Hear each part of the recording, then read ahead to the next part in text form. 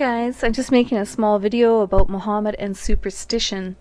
I wanted to examine the things that Muhammad said in hadith so that we can decide what kind of man he was by what he believed in, and therefore we can determine then if we want to believe in the rest of the things he said. Here we see here from this hadith, Muhammad, the Prophet, said, "A good dream is from Allah and a bad or evil dream is from Satan. So if any one of you has a bad dream in which he gets afraid, he should spit on his left side and he should seek refuge from Allah for its evil." This next hadith is along the same lines, and then the third hadith says here, then he should spit without saliva thrice on his left side and seek refuge. And I want to know honestly, do you Muslims really do that? Imagine the Muslims that take the first hadith without taking the second one or the third one, and they follow that. Does that mean that the floor in your bedroom is covered with dried spit, or what? Do you really think that the God of this universe would find it pleasing that you would be spitting over the side of your bed to drive away the evil dreams that you had? Do you think it makes any difference to him? You know, it's hard to believe such a thing that Muslims might do, and yet I've spoke to Muslims and found that many of them do this thing. It's beyond me. Let's look at some more. Here we have a hadith where it says that Muhammad taught that when Muslims wake up from their sleep, they're to snort water up their nose and wash out Satan, as Satan sleeps in your nose. It's funny when I have told different Muslims about this that they deny it. They've never read this hadith, they don't know anything about it. But this is the reason why you're snorting water up your nose every day. The same line goes that Muhammad said that Satan sleeps in your ears, he pees in your ears. Doesn't make any sense. Look at this one.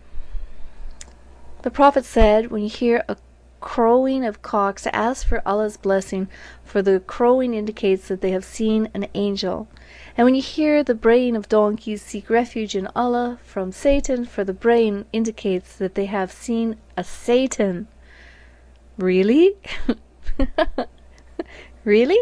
Okay. Let's move on. You know, Muhammad said a lot of things. He said that jinns float around the ceilings of the Muslim houses.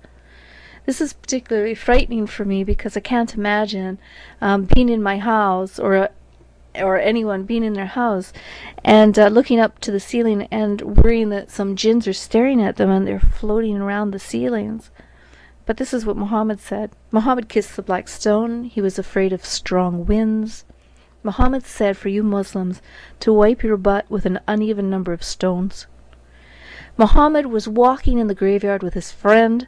He picked up a couple of green leaves and he placed them on the graves of two men. And his friend asked him, "Oh Muhammad, what are you doing?" And Muhammad replied, "May these green leaves lessen the pain of these men in their graves until the leaves go brown." Come on. Hello, Muslims. Alright, let's move on. Muhammad believed in the power of the evil eye. Muhammad believed was superstitious about even numbers, and he avoided them.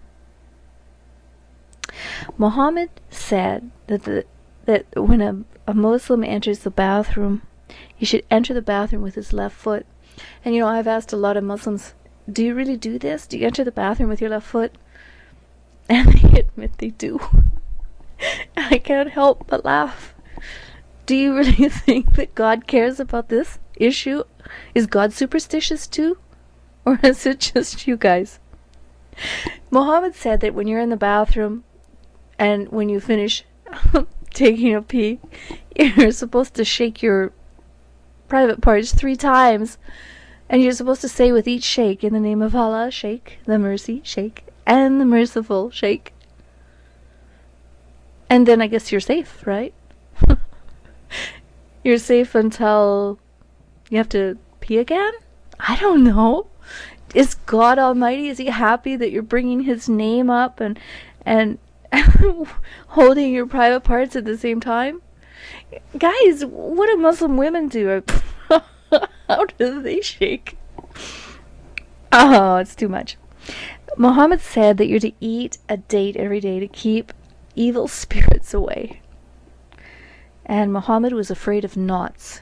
Even knots are mentioned in the Quran, which we understand is from Satanism, witchcraft, and shamanism.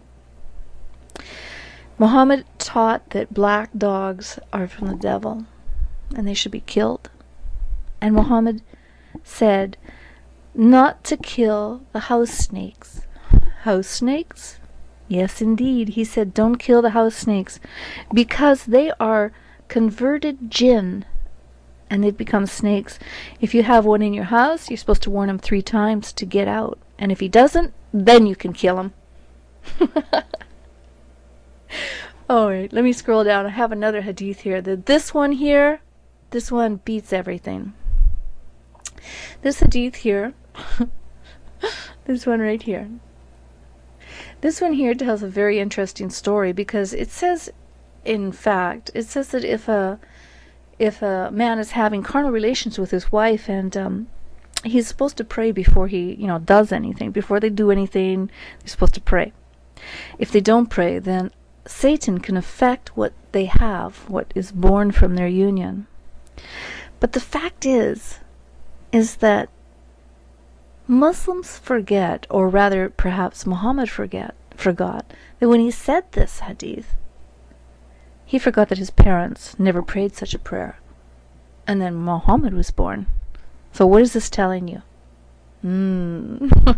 Muhammad is from Satan.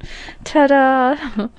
Anyway, hadiths are amazing, and I'm very thankful that we have these hadiths that we can actually learn who Muhammad is, what he said and did and stood for, and then we can decide what type of man he was, whether we can trust him, and quite frankly, guys, anybody that said all of stuff like this, I would just keep away from with a 10-foot pole. How you Muslims follow this, or maybe you're not aware of these hadiths and his superstitions, I don't know. But there's a lot more superstitions we haven't even talked about. But at least it brings a little clarity about what this man was about, the things he believed in and stood for, and he told his followers to do.